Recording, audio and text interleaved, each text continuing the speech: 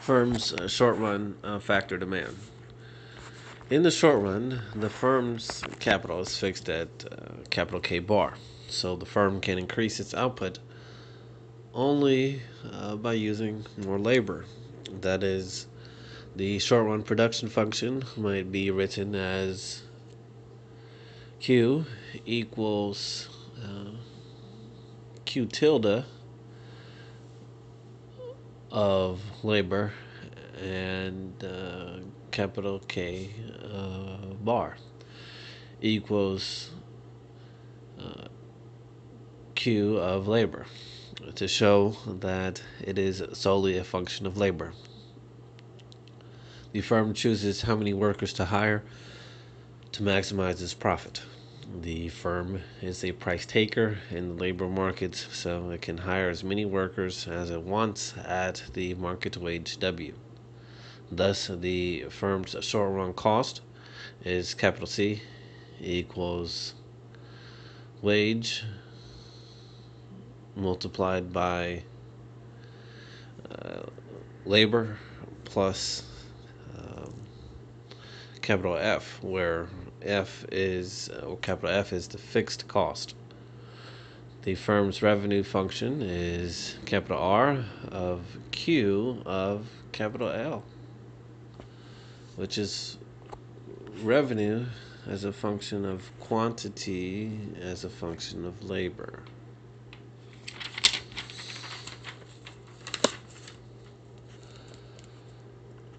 The firm's profit function is its revenue function minus its cost function. The firm's objective is to maximize its profit through its labor choices. Maximum profit with labor underneath the max profit equals revenue of quantity of labor minus wage times labor minus the fixed cost, equation 15.1. We use the chain rule to derive the firm's first order condition for a profit maximum, superscript 2, which reads, we assume that the second order condition, the derivative of revenue with respect to quantity multiplied by the second derivative of quantity with respect to labor is less than zero, holds that the firm does not want to shut down. So the derivative of profit with respect to labor is equal to the derivative of revenue with respect to quantity multiplied by the derivative of quantity with respect to labor minus wage equals 0. Hence, the derivative of revenue with respect to quantity multiplied by the derivative of quantity with respect to labor equals wage, equation 15.2. According to equation 15.2, the profit maximizing firm chooses labor so that the additional revenue it receives from employing the last worker equals the wage it must pay for the last worker. The additional revenue from the last unit of labor, the derivative of revenue with respect to quantity multiplied by the derivative of quantity with respect to labor, is called the marginal revenue product of labor. Capital M, capital R, capital P, subscript, capital L. The marginal revenue product of labor is the marginal revenue from the last unit of output.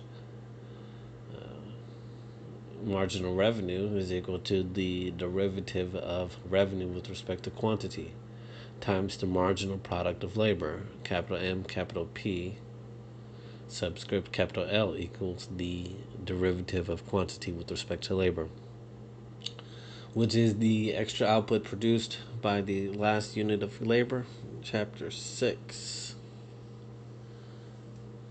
the marginal revenue product of labor is equal to marginal revenue times the marginal product of labor. A competitive firm faces an infinitely elastic demand for its output at the market price, P. So its marginal revenue is P, chapter 8, and its marginal revenue product of labor is the capital M, capital R, capital P, subscript capital L equals price multiplied by the derivative of quantity with respect to labor equals the price times the marginal product of labor. The marginal revenue product for a competitive firm is also called the value of the marginal product because the marginal revenue product equals the market price or value times the marginal product of labor, which is the market value of the extra output.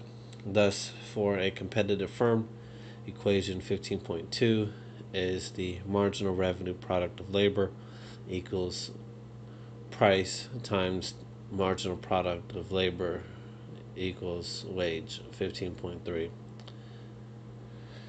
Equation 15.3 is the firm's short-run labor demand function. It shows that the marginal revenue product of labor curve is the firm's demand curve for labor when capital is fixed.